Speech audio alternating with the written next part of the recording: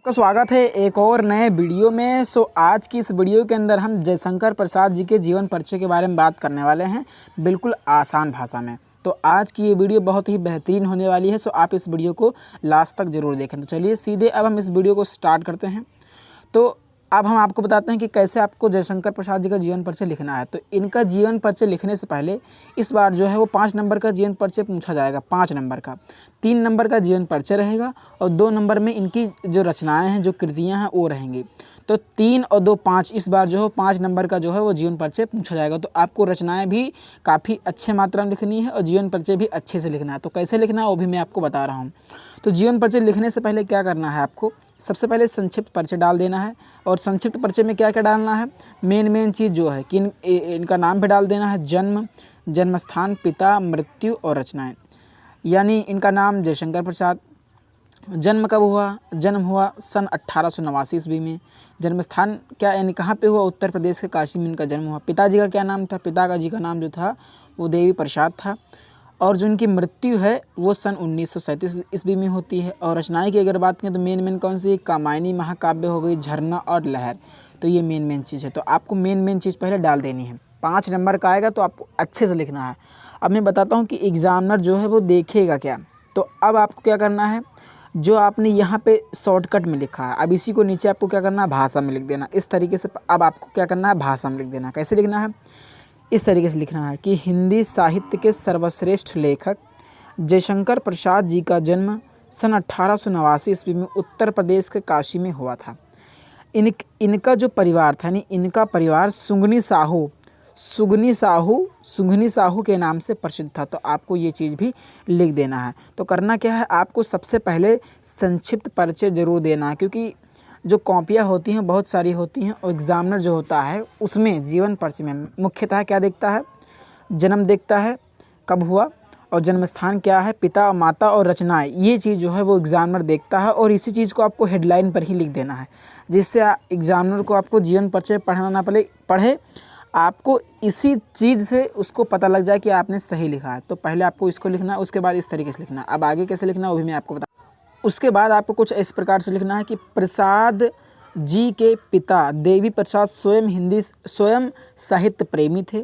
प्रसाद जी ने 9 वर्ष की आयु में ही एक कविता की रचना की, जिसे पढ़कर इनके पिता ने इन्हें महान कवि बनने का आशीर्वाद दिया। इन्होंने बचपन में ही 9 वर्ष की अल्पावस्था में ही एक कविता की रचना की, जिसे पढ़कर इनके पिता ने इन्हें महान कवि बनने का जो है वो आशीर्वाद दिया। आपको ये चीज़ भी लिख देना है। अब क्या आगे लिखना है, आगे लिखना है कि कुछ समय बाद इनके माता पिता की क्या हो गई, मृत्यु हो गई। यानी जब इन्होंने रचना की तो उसके कुछ समय बाद ही ये चीज़ भी आपको डाल देनी है। इनकी शिक्षा दीक्षा का जो प्रबंध है इनके बड़े भाई शंभूनाथ ने किया था। किसने किया था, शंभूनाथ ने किया था। तो ये चीज़ भी आपको डाल देनी है। इन्होंने 3 शादियाँ की, किंतु तीनों ही पत्नियों की असमय मृत्यु हो गई।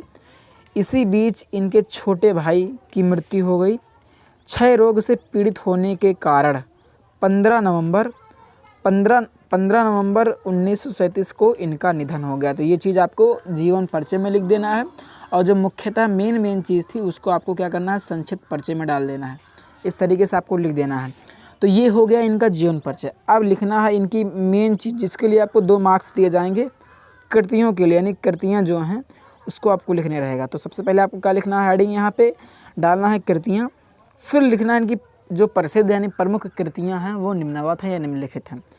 पहला में क्या, नाटक। इन्होंने नाटक लिखा है, नाटककार थे। इन्होंने काव्य भी लिखा और कहानी संग्रह भी लिखा। तो जो लिखा आपको सब लिख देना, छोड़ना कुछ नहीं है, क्योंकि 2 मार्क्स जो आपको मिलेंगे वो रचनाएं के लिए ही मिलेंगे। तो आपको पूरा लिखना है, इसमें कोई कसौटी नहीं करनी है।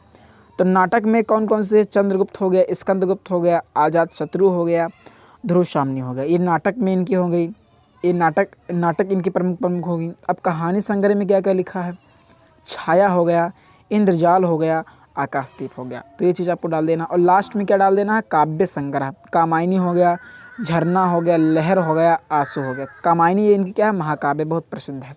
तो इस तरीके से आपको लिखना है। तो क्या करना, सबसे पहले आपको क्या करना है, सबसे पहले आपको संक्षिप्त परिचय डालना है, क्योंकि आप जीवन परिचय ऐसा नहीं कि आपको लिखना नहीं है, आपको लिखना, क्योंकि उसी के आपको 3 मार्क्स मिलेंगे। लेकिन जीवन परिचय में जो एग्जामिनर देखता है वो यही चीज़ देखता है कि मृत्यु सही है, इनका जन्म कब हुआ, ये चीज़ देखता है। और मेन चीज़ क्या है, रचनाएं। रचनाएं तो बहुत अच्छे से देखता है, इसी को मार्क्स देता है। तो आप मेन रचना आपको यहाँ डाल देनी। उसके बाद में आगे भी आपको कृतियों में जब हेडिंग डालेंगे तो उसमें भी इनकी प्रमुख रचनाएं डाल देनी। तो इस तरीके से अगर लिखेंगे तो आपको 5 में से 5 नंबर फुल में फुल मिलेगा। तो 3 नंबर आपको जीवन परिचय का मिलेगा और 2 नंबर आपको कृतिया का मिलेगा। तो आपको अच्छे से लिखना है और मेन चीज़ तो आपको यही डाल देना है, जिससे एग्जामिनर को जीवन परिचय पढ़ना ही ना पड़े, वो इसी से अनुमान लगा लेगा कि आपने सही लिखा। तो आपको संक्षिप्त परिचय भी अच्छे से डाल देना है। तो आशा करता हूँ कि आपको ये वीडियो पसंद आया होगा। वीडियो पसंद आया हो तो वीडियो को लाइक करें और यदि चैनल पर हैं तो चैनल को सब्सक्राइब करें।